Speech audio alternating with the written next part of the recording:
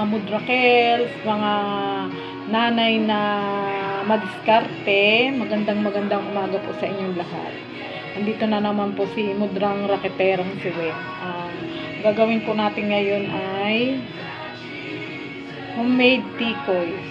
Dati po yung ginawa ko ay, di ba pinakita ko yung atsarang papaya.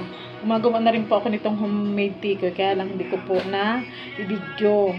Napanood ko lang din po sa YouTube to. Ginaya ko lang din kasi wala tayong pinagkakakitaan, wala tayong work, kaya po ito, rumaraket na naman po ako. Yan, kasi para kahit pa paano meron tayong pandagdag na panggastos, di ba po ba? Pag nanay ka kasi kailang mag-isip ng pagkakitaan, hindi lang nasa bahay ka lang, para meron kang sariling pera, mabibili mo yung gusto mo. Yun po. Ang ingredients po ng homemade tikoy na ginaya ko lang rin po sa YouTube na napanood ko. Ito po, yan. Glutinous rice, 500 grams po ito. Ang ginawa ko lang po ang ingredients niya ay peanut.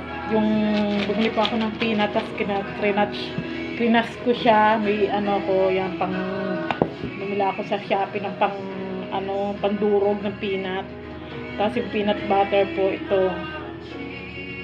Maliit lang po yung namila ko gahapon nito. Hindi pala to pwede. Pang kare-kare. Kaya bumili lang ako dun sa kumari ko nito. Yan. Tapos yan lang.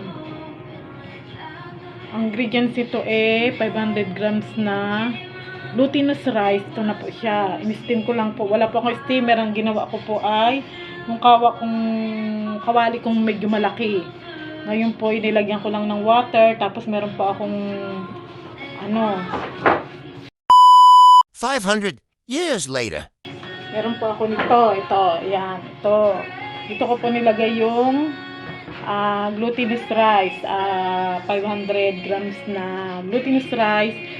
2 cups na water. Tapos po, 2 cups din po na sugar ang nilalagay ko. Depende po sa inyo kung ano pong lasa. Kasi tinitikman ko siya kahit na hindi pa siya naluluto. Yung inaano ko pa lang, sinishake ko po siya, tinutunan ko mabuti.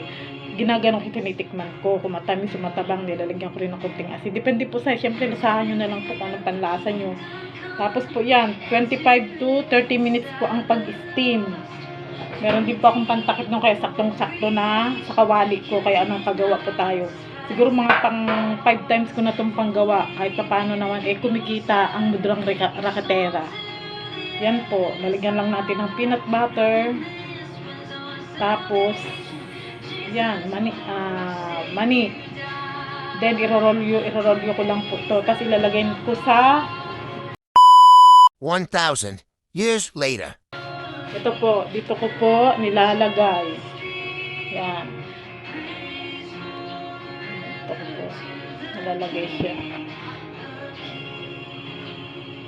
Yan po. Kailangan medyo palamigin nyo pa muna ko ng konti kasi kapag medyo mainit hindi nyo siya irorolyo, tapos ano nyo lang siya. Parang ilalapat mo lang siya para medyo lumaki siya. Yung isang ganito po, isang ganitong kalaki, nakagawa po ko minsan ng, conforme rin po minsan sa paglatag ko, pag ganun ko minsan nakagawa ako ng 18, minsan 15. Hindi po pare-parehas ewan ko ba. Ganyan po. Pero okay naman po. Marami naman ang taga-tester ng pagtikim ko yung aking anak na bunso. Siya nagsasabi ng kung masarap, siya yung mapamangking ko. Pinapatikim ko sila kung masarap, sila po nag-husga. Tinatanong ko sila kung masarap, sabi nila masarap daw. Kaya ayan po. Patuloy pa rin naman akong gagawa kahit paano kumikita, kahit nasa bahay ka lang. Di po ba? Kasi di naman po tayo pwedeng tatamad-tamad sa buhay. Kailangan din natin kumita. Kahit anong racket. Hindi pa naman tayo baldado, malakas pa naman ang ating mga katawan. Di ba po ba? Kaya nga sinasabi ko nga dati ng last vlog ko na hindi tayo pwede asa sa ating mga anak kahit na sila ay may mga trabaho na. Hindi naman po natin sila pinag-aral at pinagtapos para tayo ay sustentuhan. Nasa kanila na lang po yung kung tutulungan nila ang kanilang mga magulang. Ako masaya na ako pag ang aking mga anak ay ako'y naaalala. Tumataba ang aking puso at minsan naiiyak pa. Pag may maabot sa akin, ma sa'yo to, ma bili ka nito, ma halika ma. Yun, nagtawa po ako. Mapunta tayo sa ganito. Nakakatuwa, di po ba? Parang kahit hindi mo na sila hingian, sila na ang nagkukusa. Ay, napakasay ng puso ng isang magulang na ganun ang maririnig mo sa iyong mga anak. Kaya nagpapasalamat ako sa awa ng Diyos, mababait naman po ang aking mga anak. Na naman po ako ulit nito. Ayan. Ano ko na lang po ang paggawa ko ulit. Kung ma-prepare ko na. Babalikan ko po kayo ulit. Ayan na ang aking nagawa. Nakagawa ako ng 15 piraso nga. Di-deliver ko na yung sa nag-order. Ayan na.